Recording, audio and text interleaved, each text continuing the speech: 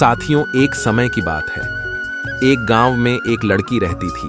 वो लड़की सुंदर नहीं थी और उसका कोई भी नहीं था। वह अकेले ही रहा करती थी। वह खुद ही मेहनत करती और अपने लिए 2 वक्त की रोटी का प्रबंध किया करती। यूं तो उसे 2 वक्त की रोटी मिल ही जाया करती, लेकिन फिर भी वह अपने आप से खुश नहीं थी। उसे दुनिया में सभी लोग सुखी नजर आते थे, सभी लोग खुशहाल नजर आते थे। उनका जीवन देखकर वह खुद को कोसा करती है, खुद को तरह तरह की बातें कहती। वह कहती थी, ईश्वर आपने सभी को खुशहाल बना है, सभी को सुख दिया है, सभी को सुंदर बनाया है, तो मुझे क्यों नहीं? आखिर मैंने किया क्या था? आखिर मेरी गलती क्या थी? मैं जानती हूं आप मुझसे कोई बदला ले रहे हैं। इसी प्रकार एक दिन वो अपने आप से नाराज होकर, निराश हो कर एक पेड़ के नीचे बैठी हुई थी और रो रही थी। तब भी वहां से एक बौद्ध भिक्षुक भिक्षाटन करके गुजर रहे थे। उन्होंने जब उस लड़की को रोते हुए देखा तो वो उसके पास गए और उन्होंने उस लड़की से कहा, पुत्री, क्या बात है, तुम क्यों रो रही हो? इसका जवाब देते हुए वह लड़की उन बौद्ध भिक्षुक से कहती है, हे गुरुअल, मुझे कोई प्यार नहीं करता, मुझे कोई पसंद नहीं करता, क्योंकि मैं काली हूं, मैं सुंदर नहीं हूं और मेरे रंग को लेकर लोग मेरा मजाक बनाते हैं। मेरा कोई नहीं, मेरे पास तो धन भी नहीं है।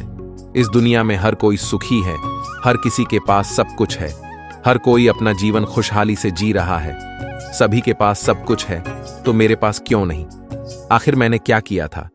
आखिर इसमें मेरा क्या कसूर है? क्या मुझे सुखी होने का हक नहीं? क्या मुझे अपना जीवन खुशहाली से जीने का हक नहीं? उन बौद्ध भिक्षुक ने उस लड़की की सारी बातें ध्यानपूर्वक सुनी और उसके बाद वह उस लड़की से कहते हैं, पुत्री, अगर तुम मुझे उस व्यक्ति से मिलवा दो जो अपने जीवन में सुखी हो, तो मैं तुम्हें एक ऐसी चीज दूंगा जिससे तुम सुंदर और सुखी दोनों बन जाओगी। उन बौद्ध भिक्षुक के मुख से यह सुनकर वह लड़की बहुत प्रसन्न हुई और तुरंत ही उन बौद्ध भिक्षुक से कहती हैं, हे गुरुवर, क्या सचमुच ऐसा हो सकता है? इस पर वो बौद्ध भिक्षुक उस लड़की से कहते हैं, हाँ, ये अवश्य ही हो सकता है। तभी वह लड़की उन बौद्ध भिक्षुक से कहती है, यदि ये सचमुच संभव है तो मैं एक ऐसे आदमी को जानती हूं जो बहुत सुखी है। मैं उसे अभी लेकर आती हूं, आप मेरा यहीं पर इंतजार करना। इस पर वो बौद्ध भिक्षुक उस लड़की से कहते हैं, हाँ पुत्री, जब तक तुम वापस नहीं लौटती मैं तुम्हारा यहीं पर इंतजार करूंगा। इतना कहकर वो लड़की वहां से भागी भागी अपने मालिक के पास पहुंची, जो कि एक किसान था। उसने किसान से कहा, मालिक, आप मेरे साथ चलिए, मुझे एक बौद्ध भिक्षुक मिले हैं जिन्हें मैं आपसे मिलवाना चाहती हूं। उन्होंने कहा है कि अगर मैं एक सूखी व्यक्ति को उनके पास ले जाऊंगी तो वह मुझे सुंदर और सूखी दोनों बना देंगे। उस लड़की की आवाज सुनकर वो किसान दुखी होकर उस लड़की से कहता है, मैं तुम्हें कहां से सुखी लगता हूं? इस पर वह लड़की उस किसान से कहती है, मालिक, आपके पास तो सब कुछ है, आपके पास तो घर है, अच्छा खाने के लिए है, रहने के लिए अच्छा मकान है, आपका अपना परिवार है, और तो और आपके पास धन भी है, तो आप दुखी कैसे हो सकते हो? इस पर वह किसान जवाब देते हुए कहता है, अरे मूर्ख, मेरी फसल अच्छी नहीं हो रही, इसलिए उसके दाम भी अच्छे नहीं मिल रहे हैं और राजा को लगान भी देनी है। मेरे पास तो अब इतने पैसे भी नहीं हैं कि मैं फिर से अच्छे किस्म के बीज खरीद सकूं, और इस बार बरसात में मेरी सारी की सारी फसल भी खराब हो गई थी। अब तो मेरे हालात और अधिक खराब हो चुके हैं और ऐसे हालातों में मैं सुखी कैसे रह सकता हूं? जाओ, किसी और को ढूंढ लो जो सचमुच सुखी हो। इस पर वो लड़की अपने मालिक से कहती है, मालिक, तो आप ही बताइए, आपके हिसाब से कौन सबसे ज्यादा सुखी है जिसे मैं अपने साथ ले जा सकूं? इस पर वो किसान कुछ देर सोच विचार कर उस लड़की से कहता है, मुझे लगता है कि व्यापारी बहुत सुखी है। उन्हें ना तो फसल उगाने की चिंता है और ना ही फसलों की देख रेख करने की। उन्हें तो बस फसल खरीदनी होती है और वो उसे कहीं से भी खरीद सकते हैं। और तो और वे अन्य चीजों का भी व्यापार करते हैं जिनका मौसम से कोई लेना देना नहीं होता, और वे लोग हमसे कहीं ज्यादा अधिक धन भी कमाते हैं। लोग उनका आदर सम्मान भी करते हैं। मुझे तो लगता है कि वही सबसे सुखी है, तुम उन्हीं के पास जाओ। वो लड़की अपने मालिक की बात सुनकर वहां से भागी भागी एक व्यापारी के पास जा पहुंची और उस व्यापारी से कहती है, मालिक, आप मेरे साथ चलिए, मुझे एक बौद्ध भिक्षुक मिले हैं जिन्हें मैं आपसे मिलवाना चाहती हूं। उन्होंने कहा है कि किसी ऐसे सुखी व्यक्ति को ले आओ जो सचमुच सुखी हो, और उसके बाद वो मुझे एक ऐसी चीज देंगे जिससे मैं सुंदर और सुखी दोनों हो जाऊंगी। उस लड़के की ये बात सुनकर वो व्यापारी दुख भरी शब्दों में उस लड़की से कहता है, अरे हमारे जीवन में कहां सुख है? चारों ओर से तो हमें दुख ने ही घेर रखा है। चोर, लुटेरे, डकैत, हमें सबका ध्यान रखना पड़ता है।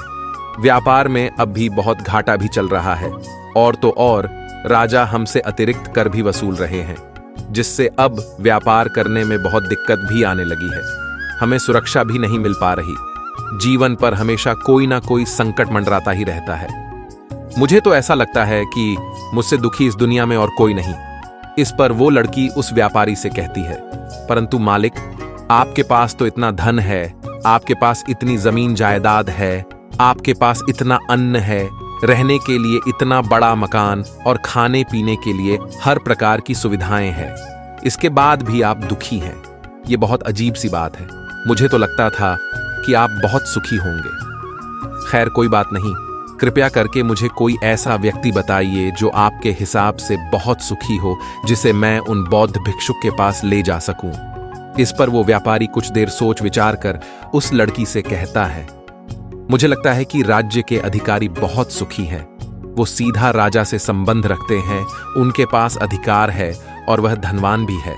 वह चोर, लुटेरे और डकैतों से भी नहीं डरते, और वही लोग हमसे धन भी वसूलते हैं, और हमें उनके सामने उनके आदर में झुकना ही पड़ता है, और सभी लोग उनका बहुत मान सम्मान भी करते हैं। मुझे नहीं लगता कि उनके जीवन में कोई भी दुख होगा, और मुझे लगता है कि वही सबसे सुखी है। काश मैं भी राजा का एक अधिकारी होता तो मैं भी अपना जीवन आराम से बिता रहा होता। इस पर वो लड़की उस व्यापारी से कहती है, मालिक, क्या आप किसी अधिकारी को जानते हैं? क्या आप मुझे उनसे मिलवा सकते हैं? मैं उन्हें अपने साथ ले जाऊंगी। अगर वह सबसे सुखी हुए तो इसके बाद मुझे वह बौद्ध भिक्षुक ऐसी चीज देंगे जिससे मैं भी सुंदर और सुखी हो जाऊंगी। बताइए ना, आप मुझे किसी अधिकारी से मिलवा सकते हैं। मैं आपकी बहुत आभारी रहूंगी। व्यापारी को उस लड़की पर दया आ गई। उसने उस लड़की को एक अधिकारी से मिलवा ही दिया। लड़की ने अधिकारी से मिलने के बाद उस अधिकारी से कहा, मालिक, आप मेरे साथ चलिए। मुझे एक बौद्ध भिक्षुक मिले हैं जिन्हें मैं आपसे मिलवाना चाहती हूं। उन्होंने मुझसे कहा है कि अगर मैं एक सुखी व्यक्ति को उनसे मिलवा दूंगी तो वो मुझे एक ऐसी चीज देंगे जिससे मैं सुंदर और सुखी दोनों हो जाऊंगी। इस पर वह अधिकारी उस लड़की से कहता है, तुम्हें किसने कह दिया कि मैं सुखी हूं? अरे, मेरे जैसा दुखी व्यक्ति तो इस दुनिया में और कोई नहीं होगा। तुम्हें नहीं पता कि हम पर कितना दबाव होता है, हमारे ऊपर कितनी जिम्मेदारियां होती हैं। हमें हर एक आदेश को पूरा करना होता है, और वो आदेश भी इतनी आसानी से पूरे नहीं होते। उनके लिए हमें कितनी मुश्किलें उठानी पड़ती है, कितनी दिक्कतों का सामना करना पड़ता है।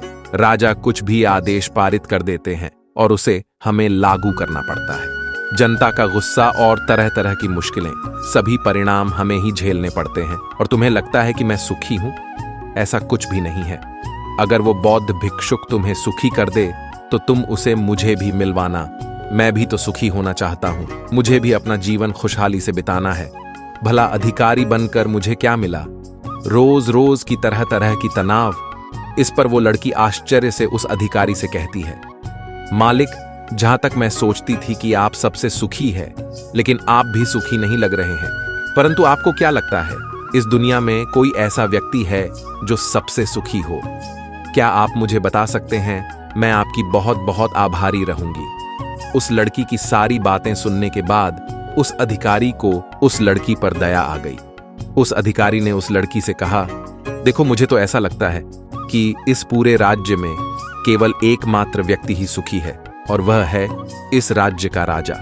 मुझे तो केवल वही सुखी लगते हैं। उन्हें किसी की सुननी नहीं पड़ती। वो नियम बनाते हैं, आदेश देते हैं, सुरक्षा कर्मियों से घिरे रहते हैं, और सब उनके सामने झुकते भी हैं। ना उन्हें धन की कमी है और ना जमीन जायदाद की। सारी धरती को उन्होंने जीत लिया है। वह सबके मालिक है, और सबसे उच्च वही है जो एकमात्र सुखी व्यक्ति है। काश मैं भी किसी राजा के घर पर जन्मा होता तो आज मैं भी बहुत सुखी होता। उस अधिकारी की ये सारी बातें सुनकर वो लड़की उस अधिकारी से कहती है, मालिक, आपसे एक विनती है। क्या आप मुझे एक बार राजा से मिलवा सकते हैं? कृपया कीजिए, आपका बहुत एहसान होगा।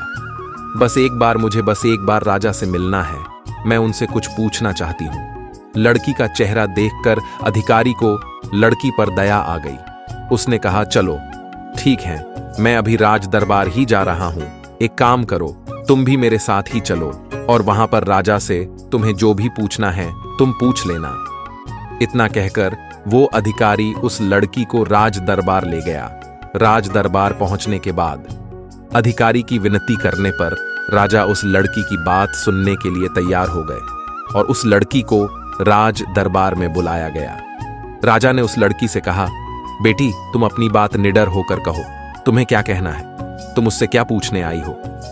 इस बार वो लड़की थोड़ा घबराते हुए, थोड़ा डरते हुए राजा से कहती है, हे राजन, मैं एक संपूर्ण सुखी व्यक्ति को ढूंढ रही हूं। मुझे एक बौद्ध भिक्षुक मिले हैं और उन्होंने मुझसे कहा है कि यदि तुम कोई ऐसा सुखी व्यक्ति मुझसे मिलवा दो तो मैं तुम्हें एक ऐसी चीज दूंगा जिससे तुम सुंदर और सुखी दोनों हो जाओगी। काफी लोगों से मिलने के बाद मुझे ये पता चला कि आप ही हैं जो इस दुनिया में एकमात्र सुखी व्यक्ति है। तो क्या आप मेरे साथ उन भिक्षुओं से मिलने चलेंगे? आपका बड़ा एहसान होगा राजा। उस लड़की की बात ध्यानपूर्वक सुनते हैं और उसके बाद जोर जोर से हंसने लगते हैं और उस लड़की से कहते हैं, अच्छा सबकी तरह तुम्हें भी लगता है कि मैं इस दुनिया का सबसे सुखी व्यक्ति हूं, लेकिन यदि कोई मुझसे पूछे कि इस दुनिया में सबसे दुखी व्यक्ति कौन है तो वह मैं ही हूं। मेरे पास नींद है, मेरे पास आराम नहीं है, मैं आराम से सो नहीं पाता। अंग रक्षक हमेशा मेरे आसपास रहते हैं, उनके बिना मैं अकेले कहीं जा भी नहीं सकता। जरा से आहट होती है तो नींद टूट जाती है। डर हमेशा लगा रहता है क्योंकि मेरे दुश्मन मेरे घर में ही रहते हैं, जिनका मुझे पता तक नहीं कौन कब और कहां से मुझ पर वार कर दे कोई नहीं कह सकता। यहां बैठे सभी लोग मेरे दुश्मन ही तो है, वे सभी मेरे शत्रु हैं। यहां पर बैठा हर एक व्यक्ति मेरे राज दरबार का ही है, किंतु मुझे सब पर शक करना पड़ता है। हर एक सांस मुझे भारी मालूम पड़ती है। इतने बड़े राज्य की जिम्मेदारी उठाना इतना आसान नहीं। तुम्हें लगता होगा कि राजा के पास तो सभी ऐशो आराम है, धन है, दौलत है, जमीन जायदाद है, उनके पास किसी चीज की कोई कमी नहीं और इस हिसाब से तो उन्हें सुखी होना ही चाहिए। किंतु मैं तुम्हें बता दूं कि ये सब सुख नहीं देते। इस पर वो लड़की राजा से कहती है, हे राजन क्षमा कीजिएगा, परंतु यदि सुख धन दौलत नहीं देती, राज्य नहीं देता, जमीन जायदाद नहीं देती, ऐशो आराम नहीं देता तो क्या हुआ? कम से कम सुंदरता तो सुख देती है। इस पर राजा एक बार फिर मुस्कुराते हुए उस लड़की से कहते हैं, पुत्री, सुंदरता जो मैंने देखी है, जो लोग शकल से सुंदर होते हैं उनके मन सुंदर नहीं होते। वे लोग तो एक मुखौटा लगाए घूमते रहते हैं। वे दूसरों को दिखाते हैं कि मैं कितना सुंदर हूं, लेकिन समय सबकी सुंदरता छीन लेता है। एकमात्र सुंदरता मन में ही रहती है और जिसका मन सुंदर है वह हमेशा ही सुंदर रहता है। इस पर वो लड़की राजा से कहती है, हे महाराज, तो आप ही बताइए कि आपके हिसाब से इस दुनिया में सबसे सुंदर और सुखी कौन है?